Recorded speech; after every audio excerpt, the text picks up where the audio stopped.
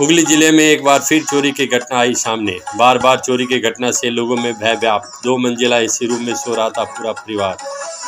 एक तल्ला से जेवर नकदी उड़ा ले गया चोर। हुगली में चोरी का सिलसिला थमने का नाम नहीं ले रहा। 2 दिन पहले चुचड़ा के नादला इलाके में हुआ था चोरी। इस बार चित्र के वार्ड नंबर 8 कपासडांगा के वसीदा देवाशीष भट्टाचार्य के घर में चोरी हुई। देवाशीष भट्टाचार्य का कहना है कि प्रचंड गर्मी के कारण सपरिवार सहित 2 मंजिला जिसमें एसी लगा हुआ था, सभी लोग उस रूम में सो रहे थे। सारा सामान अलमारी एक तला मंजिल में रहता है। देवाशीष भट्टाचार्य का कहना है कि अलमारी के अंदर करीब 5 से 6 भरी सोने का गहना था और करीब 15,000 नकदी था। देवाशीष बाबू के मुताबिक जब वह सुबह उठे तो अलमारी खुला देखा, उसमें न तो जेवर था न नकदी था। चोरी की खबर फैलते इलाके में सनसनी फैल गई। लोगों में भय का माहौल बन गया। चोरी की घटना को लेकर देवाशीष भट्टाचार्य और स्थानीय का क्या कहना है, आइए सुनते हैं।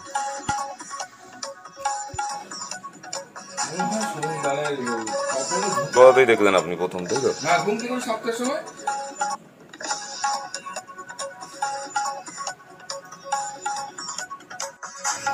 আমি গতকাল মানে রাত্রেবেলা তো আমরা সব ঠিক মতন 10টার সময় 10:30টার সময় আমরা সব খেয়ে শুয়ে পড়েছি। আর সকাল 7টার সময় আমি ঘুম থেকে উঠে আমি নিচে যখন নেমে আসি, তার আগে প্রথমে সকালে ঘুম থেকে উঠে আমি ব্যালকনির দরজাটা আগে খুলি।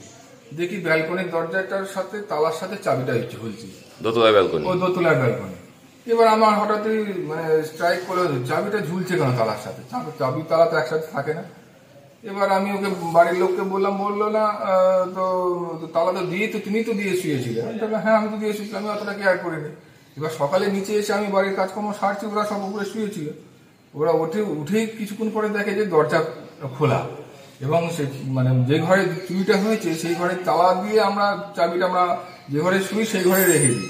এবার চাবিটা মানে কিভাবে পেলাম আমি মানে চিন্তা করছি খুললো কি করে। তারপর দেখি তালার গায়ে মানে মাথার যে মেয়েরা ক্লিপ মানে কাঁটা আটকানো থাকে, সেই কাঁটা দিয়ে তালাটা খুলেছে। এবার সেই ঘরে ঢুকে এবং আলমারি গোদরেজের আলমারির চাবি আমরা যে ঘরে শুয়েছিলাম সেই ঘরে রাখা থাকে, কিন্তু যেভাবে হোক গোদরেজের আলমারিটা ওরা খুলেছে। চাবিটা খুলে এবার লকারের চাবিটা আমি মানে কোথাও রাখি না, সবসময় আমার পার্সোনাল ব্যাগেই আমার রেখেছি, অফিসের ব্যাগে। এবার ব্যাগটা ওই ঘরের মধ্যেই ছিল। সেই ব্যাগ থেকে মানে লকারের চাবিটা হয়তো খুঁজিয়ে লকার থেকে যাবতীয় সোনা দানা টাকা পয়সা সব নিয়ে গেছে এবং জামা কাপড় চতুর্দিকে ছড়ানো ছেটানো সব ফেলে রেখে ওই টাকা পয়সা আর সোনা দানা সব নিয়ে চলে গেছে। কত হবে তাও মানে আমার কাছে ক্যাশ টাকা ছিল প্রায় 15-16 হাজার টাকার মতন, আর সোনাও তো প্রায় হ্যাঁ অনেক সোনাই ছিল, মানে হিসেবে এখন করছি আমরা, তাও অনেক টাকারই সোনা বেরিয়ে গেছে আমার। তাও লক্ষাধিক হবে? তারও বেশি হবে, মানে হিসেব করলে বোঝা যাবে প্রায় 5-7 ভরি তো গেছি। আর কোনো ঘরে ঢুকেনি ওরা? না, আর কোনো ঘরে ঢুকেনি, একটা ঘরে, যে ঘরে আমরা সবকিছু থাকে ওই ঘরটাই ঢুকেছি। আর আপনারা সবাই কি একটা ঘরে শুন? আমরা সবাই একটা ঘরে শুই, আর একটা ঘরে তাওয়া দিয়ে আমরা চাবিটা আমরা যে ঘরে শুই সেই ঘরে রেখে দিই। আমার প্রয়োজন পড়ে না ওই ঘরে থাকার, কারণ একটা ঘরে আমরা সব এসির মধ্যে সবাই একসাথে এক ঘরে 4 জনে থাকি আমরা।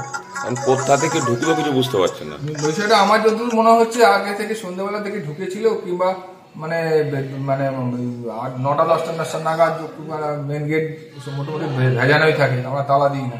কোনোরকমে কি ঢুকে উপরে বসেছিল আমার ঠিক খেয়াল করতে পারছি না, কিন্তু ব্যালকনি দিয়ে যে গেছে এটা পরিষ্কার, কেননা সব ঘরে তালা চাবি দেওয়া ছিল। নিচের ঘরেও তালা মেন গেটে তালা, কলাফুল গেটে তালা, উপরে সব আটকানো, শুধু মানে তোমার ব্যালকনির দরজাটাই তালা দিয়েছিল, মানে ওখান থেকেই বেরিয়ে গেছে বা এই ঘটনা ঘটিয়েছে।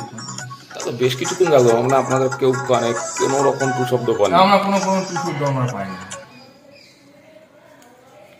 অবিশ্বাস্য ব্যাপারে আমাদের এই অঞ্চলে কোনোদিন এরকম ঘটনা ঘটেনি। আমাদের দীর্ঘদিন ধরে আমরা এখানে প্রায় 30-35 বছর বাস করছি এই কাপাসডাঙ্গা বা চৌধুরী বাগানে, এরকম দুঃসাহসিক ঘটনা এই প্রথম। মানে কোনো মানুষের মধ্যেই মানে মাথায় আসছে এরকম ঘটনা ঘটতে পারে। কি নাম আপনার? দেবাশিস ভট্টাচার্য, 2 নম্বর কাপাসডাঙ্গা চৌধুরী বাগান। বাড়িতে কারা কারা থাকেন? বাড়িতে আমার ভাই থাকে, সিকিউরিটি গার্ডে কাজ করে, রাত্রেবেলা 9টার সময় চলে যায়, ভোরবেলা 8টার সময় এসেছে। আমার 2 ছেলে এবং আমার ভাই। আপনার কি করেন আপনি? আমি সরকারি চাকরি করি, গ্রন্থাগার দপ্তরে আমি চাকরি করি। অত্যন্ত ভয়াবহ ঘটনা, আজ সকালবেলায় উনি যখন ভোরবেলায় ফোন করেন, তারপর আমি এসে দেখি ওনারা বাড়িতে ঘরে থাকা অবস্থায় পাশের ঘর থেকে কীভাবে এরকম দুঃসাহসিক চুরি হলো, অকল্পনীয় ব্যাপার, বোঝাই যায়নি কী ব্যাপার। এসে তো দেখছি আমার তো সাধারণ বুদ্ধিতে কোনোভাবেই আসছে না কীভাবে এটা ঘটনাটা ঘটে। আমরা তো ফোন করা হয়েছে, পুলিশ হয়তো এখনই আসবে, তারাও এসে দেখে তদন্ত করুক, প্রশাসনের ব্যাপার, তারা নিশ্চয় আশা করবে তারা তদন্ত করে ব্যাপারটাকে দেখবে কীভাবে এটা ঘটছে। সাধারণ মানুষ তো নিরাপত্তার প্রশ্ন তুলছে, আপনারা সেই প্রশাসনের মধ্যেই আছেন। দেখুন, এইরকম একটা জনবহুল অঞ্চলে দেখতেই তো পাচ্ছেন আশপাশের বাড়ি, একদম গায়ে গায়ে বাড়ি অঞ্চলে কীভাবে ঘটলো, পুলিশ আসছে, তদন্ত করুন। প্রশাসনের উপর আমরা তো বরাবরই আস্থা রাখি, আশা করছি নিশ্চয়ই ধরা পড়ব, জানা যাবে কীভাবে এটা ঘটেছে।